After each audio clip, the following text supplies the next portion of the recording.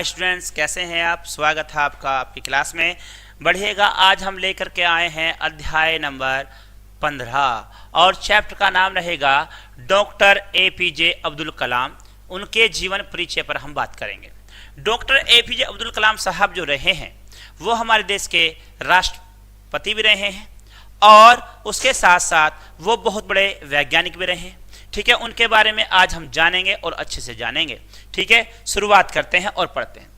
सामाजिक पदों में सर्वोच्च पद पर प्रतिष्ठित अब्दुल पाकिर जनैलू अबदीन अब्दुल कलाम, ये इनका पूरा नाम होता है, जैसा कि नाम में ही निहित है। अपने पर पितामह और पिता के नाम रूपी वसीयत को समेटे हुए इस वैज्ञानिक युग में एक विशेष स्थान रखते हैं।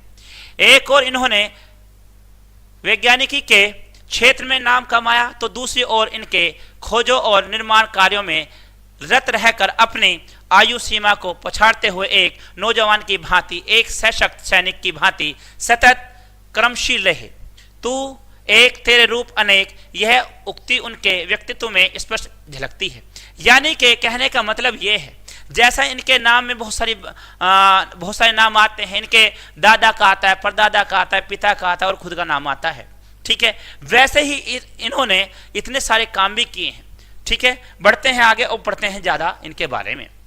राष्ट्रपति पद के लिए डॉक्टर एपीजे अब्दुल कलाम के नाम की खबर लोगों के लिए आश्चर्य, सुकून, खुशी, गर्व और हंसी की थी।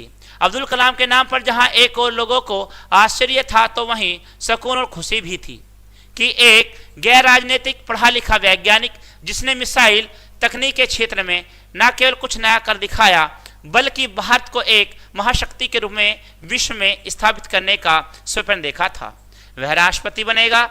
इस बात पर लोगों को गर्व था कि यही मिसाइल मैन देश के सर्वोच्च पद की गरिमा बढ़ाएगा। देखेगा, इन्होंने भारत को मिसाइल दी और इन्हें भारत का मिसाइल मैन भी कहा जाता है। ठीक है, किसी को विश्वास नहीं था, किसी को अंदाजा नहीं था, किसी को यकीन नहीं था कि ऐसा होगा कि हमारे देश का एक ऐसा व्यक्ति जो अपने आप में बहुत बड़े वैज्ञानिक हैं वो आकर के क्या करेंगे, मिसाइल भी बनाएंगे। ठीक है, दूसरी ओर अति साधारण दिखने वाले, लंबे बालों वाले, राजनीति में अनुभवहीन, बच्चों की सी हड़बड़ी उत्सुकता और बच्चों की ही सी खुशी दिखने वाले अब्दुल कलाम का राष्ट्रपति बनना कुछ लोगों के लिए हंसने लायक बात थी। 25 जुलाई 2002 को देश के राष्ट्रपति के रूप में शपथ लेने वाले डॉक्टर कलाम राष्ट्र को मजबूत, खुशहाल तथा विकसित बनाने के लिए दो विजन देखते थे। पहला, रक्षा के क्षेत्र में आत्मनिर्भरता और दूसरा, टेक्नोलॉजी विजन 2020। डॉक्टर कलाम का जन्म 15 अक्टूबर 1931 को तमिलनाडु के रामेश्वरम में एक अल्प शिक्षित मध्यम वर्गीय परिवार में हुआ था। परंपरा के अनुसार परदादा, दादा तथा पिता के नाम के साथ नाम रखा गया और पूरा नाम अब्दुल पाकिर जनैलू अबदीन अब्दुल कलाम रहा। इनकी मां का नाम था आशामा और शुरुआती स्कूली पढ़ाई रामेश्वरम में ही हुई तथा बाद में स्वाटर्ज हाई स्कूल रामनाथपुरम में BSc graduation Saint Joseph College Tiruchirappalli से हुई। इंजीनियरिंग के लिए मद्रास इंस्टीट्यूट ऑफ टेक्नोलॉजी में दाखिला लिया तथा यहाँ पर वैमानिक इंजीनियरिंग को विशेष विषय के रूप में चुना गया। MIT से ही ट्रेनिंग के लिए हिंदुस्तान एरोनॉटिक्स लिमिटेड बेंगलोर गए। वैमानिक इंजीनियर बनने के पश्चात भारतीय वायुसेना तथा रक्षा मंत्रालय के तकनीकी विकास एवं उत्पादन निर्देशालय में नौकरी के लिए आवेदन तथा साक्षात्कार दिया, यानी कि इंटरव्यू दिया। विमान उड़ाने का उनका सपना साक्षात्कार के बाद अधूरा रहता हुआ लगा, क्योंकि वायुसेना के साक्षात्कार में चयन बुद्धि की वजह व्यक्तित्व पर ज्यादा जोर होने के कारण कलाम सफल नहीं हुए। देहरादून से निराश कलाम ऋषिकेश पहुंचे, जहां बुद्ध के समान दिखने वाले स्वामी शिवानंद ने असफलता को भूलकर इसे नियत मानकर सहर्ष स्वीकार करने की सलाह दी।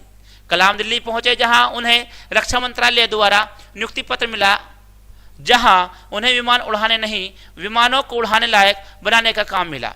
अब देखेगा, एक ऐसी शख्सियत जिन्होंने इतनी सारी डिग्री ली हो, इतना सारा संघर्ष किया हो और उनके मन में सपना था कि वो एक दिन जहाज उड़ाएंगे। ठीक है, लेकिन वो उनका सपना इंटरव्यू के बाद में पूरा न हो सका और वे वहां से हताश होकर के पहले कहाँ पाए, ऋषिकेश आए और ऋषिकेश से दिल्ली पहुंचे और दिल्ली जाकर के उन्हें यह पत्र भी दिया गया, लेकिन यह सपना उनका अधूरा रहा और उन्हें पत्र यह दिया गया, तुम इन्हें उड़ाने लायक नहीं बल्कि इन्हें बनाने लायक बनो। ठीक है, विमानों को उड़ाने लायक बनाने का काम मिला। डॉक्टर कलाम 3 बड़े प्रतिष्ठानों रक्षा शोध, अंतरिक्ष तथा परमाणु ऊर्जा से जुड़े रहे। आरंभ में 1985 से रक्षा अनुसंधान का विकास संगठन में काम किया तथा 1963 में भारतीय अंतरिक्ष अनुसंधान संगठन में शामिल हुए। पृथ्वी, त्रिशूल, आकाश, नाग, अग्नि मिसाइलों का सफल प्रक्षेपण डॉक्टर कलाम की प्रमुखतर परियोजनाएं हैं। अब देखेगा भारत को अगर ये मिसाइल मिली है, कौन कौन सी मिसाइल मिली हैं? पहली है पृथ्वी, दूसरी है त्रिशूल, तीसरी है आकाश, चौथी है नाग और 5वीं है अग्नि। तो ऐसी ऐसी अगर मिसाइलें मिली हो तो उसको देने का श्रेय किन्हें जाता है? डॉक्टर एपीजे अब्दुल कलाम साहब को जाता है, इसीलिए उन्हें मिसाइल मैन कहा गया है। ठीक है, इसके बाद में डॉक्टर कलाम ने रोहिणी उपग्रह को धरती की कक्षा के निकट स्थापित करने के लिए भारत के पहले स्वदेशी उपग्रह प्रक्षेपण यान के डिजाइन, विकास तथा प्रबंधन में महत्वपूर्ण योगदान दिया। कई प्रसिद्ध विश्वविद्यालयों ने अब्दुल कलाम को doctor of science, doctor of philosophy तथा डॉक्टर ऑफ लिटरेचर की उपाधि प्रदान की। देखेगा जब इन्होंने इतने सारे काम कर दिए, पृथ्वी, त्रिशूल, आकाश और यहाँ नाग, अग्नि जैसी मिसाइल देने के बाद में इन्हें इतनी सारी डिग्रियों से सम्मानित किया गया। जैसे पहली डिग्री उनको कौन सी मिली? डॉक्टर ऑफ साइंस दिया गया। ठीक है, दूसरा डॉक्टर ऑफ फिलॉसफी से सम्मानित किया गया और तीसरी यहाँ पर आई डॉक्टर ऑफ लिटरेचर। तो देखिएगा प्यारे बच्चों, 3-3 डिग्री और वो भी डिग्री के आगे डॉक्टर लगाया जाता है। डॉक्टर कलाम को अनगिनत पुरस्कार मिले हैं। डॉक्टर एपीजे अब्दुल कलाम को सन 1981 में पद्म विभूषण तथा 1997 में देश का सर्वोच्च सम्मान भारत रत्न प्रदान किया गया, यानी कि उन्हें भारत रत्न से भी सम्मानित 1997 में कर दिया गया था। क्या डॉक्टर कलाम केवल अपनी वैज्ञानिक उपलब्धि के कारण ही विशिष्ट है? अपने इन उपलब्धियों के साथ और बाद में उनमें ऐसा क्या है जो उन्हें अति विशिष्ट बनाता है? एक साक्षात्कार के दौरान जब उनसे देश के विषय में पूछा गया तो उन्होंने सादगीपूर्ण ढंग से प्रत्येक प्रश्न का जवाब दिया। पहला प्रश्न क्या था? आपको कर्नाटक संगीत का अच्छा ज्ञान है। एक वैज्ञानिक होते हुए इस दिशा में आपका रुझान कब और कैसे हुआ? अब डॉक्टर कलाम साहब यहाँ पर जवाब देते हैं। पहला प्रश्न उनसे किया गया और वह जवाब क्या देते हैं, तो पढ़िएगा बच्चों। डॉक्टर कलाम, जब मैं सेंट जोसेफ कॉलेज में पढ़ता था उसी समय संगीत में मेरा रुझान बढ़ने लगा। मुझे MS सब्बल लक्ष्मी और सी भादुड़ी श्रीनिवासन अय्यर का संगीत अच्छा लगता था। मैं अपने मित्र सांथम के साथ तिरुवर त्यागराजा उत्सव में संगीत सुनने जाता था। हॉस्टल लौटकर हम इसी संगीत के विषय में बहुत सारी बातें करते थे। प्रश्न नंबर 2, वह कौन सी घटना थी जिसने आपके जीवन को एक नई दिशा दी एवं आपको एक महान इंजीनियर और वैज्ञानिक बनने का मार्ग दिखाया? तो डॉक्टर कलाम साहब कहते हैं, ये घटना उस समय की है जब मैं 10 वर्ष का था और 5वीं कक्षा में पढ़ता था।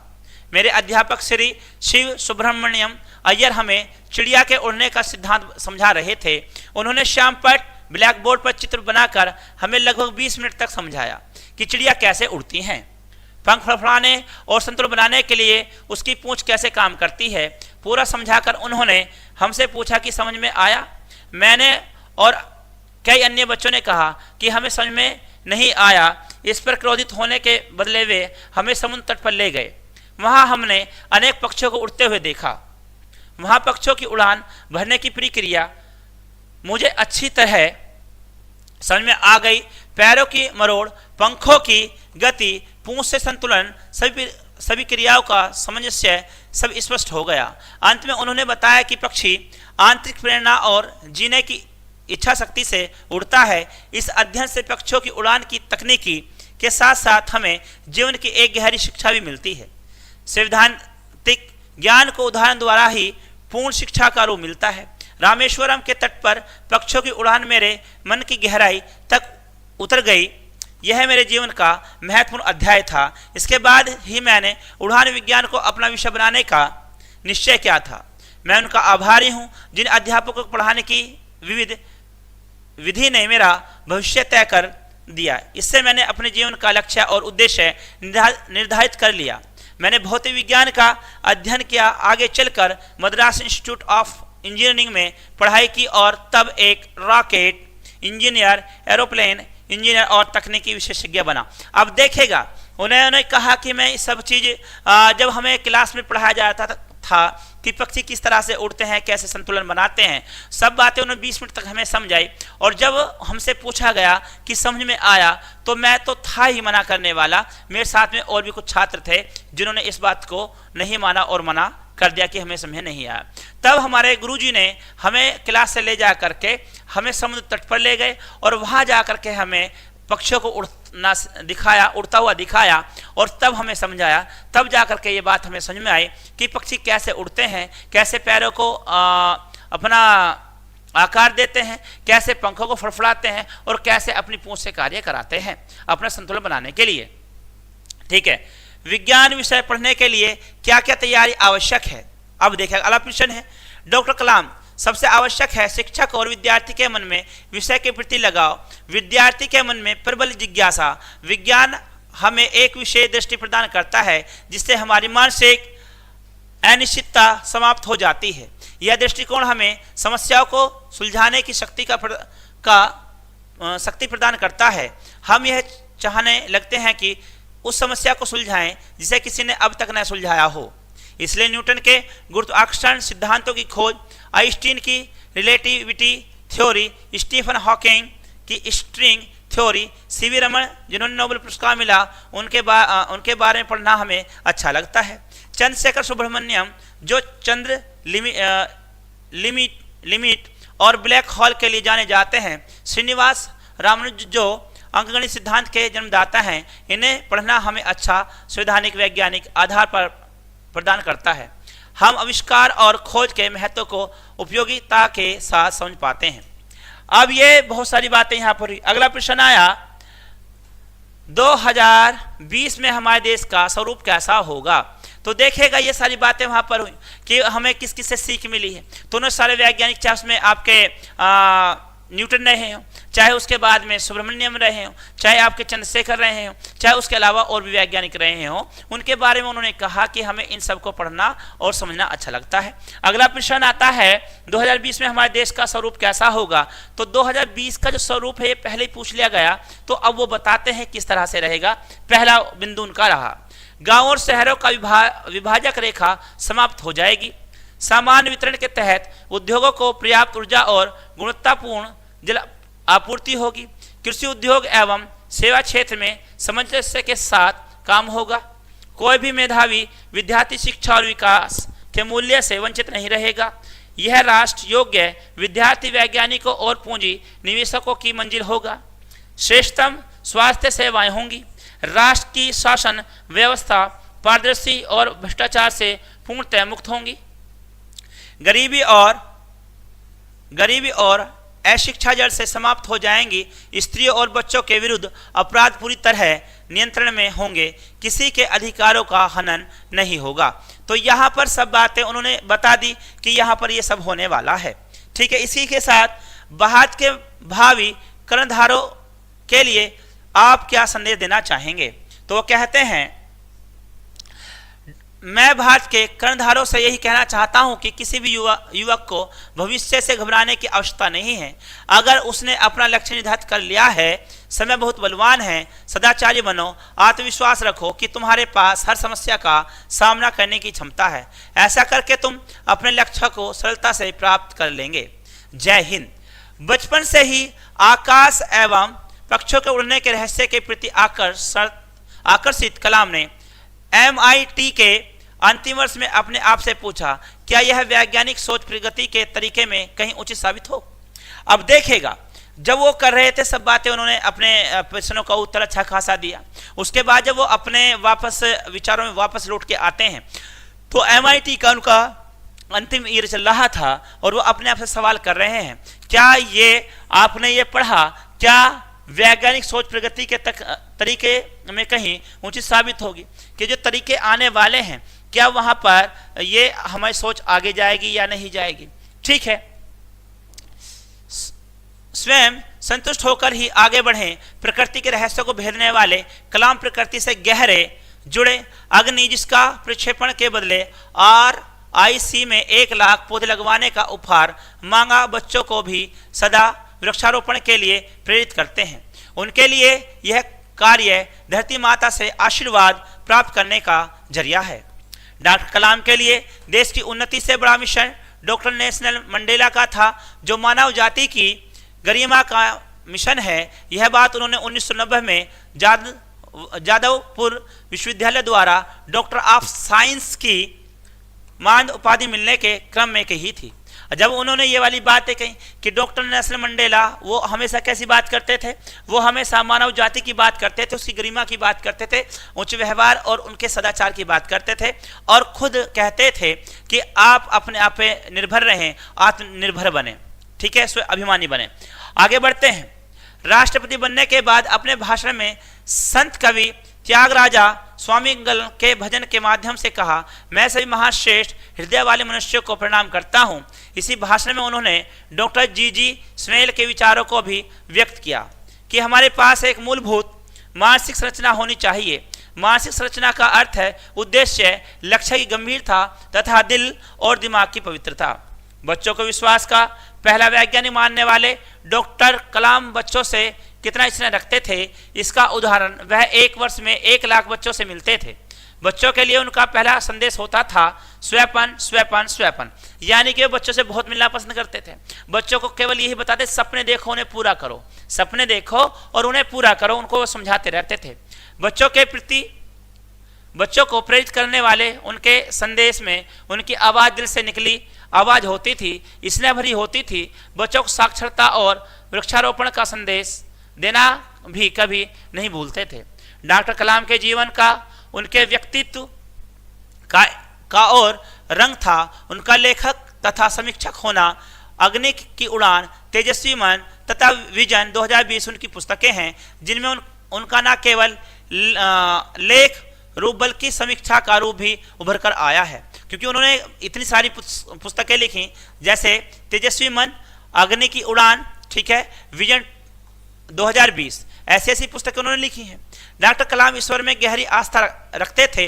उनका कहना था, ईश्वर की सृष्टि में प्रत्येक कण का अपना अस्तित्व होता है। हम सब अपने भीतर देवी शक्ति लेकर जन्मे हैं। हमें सबके भीतर ईश्वर का तेज छिपा है। हमारी कोशिश इस तेज पुंज को पंख देने की रहनी चाहिए, जिससे यह चारों ओर अच्छाइयाँ एवं ज्ञान का प्रकाश फैला सकें।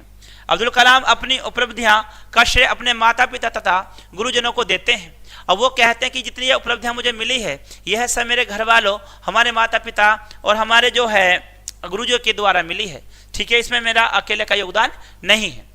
इसके बाद कहते हैं, उन्होंने अपने जीवन में जो वेदना खलती थी वे थी कि जब उन्हें भारत में मिला तब उनके माता पिता तथा गुरु डॉक्टर विक्रम साराभाई नहीं थे। अपने माता पिता तथा गुरुओं के प्रति अपना उत्तरदायित्व पूरा करने के लिए ही उन्होंने देश तथा मानव की स्वतंत्रता के सम्मान के लिए शक्तिशाली बनाने की दिशा में प्रयास किया था। डॉक्टर कलाम खास थे और रहेंगे, और उसका कारण है उनका खूबसूरत दिल और खूबसूरत दिमाग एवं इन दोनों के बीच समझ से काल प्रेमी, संगीत और साहित्य में गहरी रुचि, प्रकृति से गहरा लगाव, धर्म निरपेक्षता, रामायण तथा गीता का पाठ बच्चों से इसने देश और मानव का सम्मान करने वाले डॉक्टर कलाम अति संवेदनशील थे। इनका देहांत 27 जुलाई 2015 को हो गया था। तो प्यारे बच्चों, ये था डॉक्टर APJ अब्दुल कलाम साहब के बारे में एक बहुत अच्छा चैप्टर, जो उनकी उपलब्धियों को बताता है, उनके जीवन काल को दर्शाता है, उन्होंने क्या क्या किया और क्या क्या पाया और उन्होंने का स्नेह कैसा रहा, वो सबको दर्शाता है। तो प्यारे बच्चों, ये क्लास आज आपकी यहीं पर खत्म होती है। मिलते हैं अगली क्लास में, तब तक के लिए नमस्कार, जय हिंद।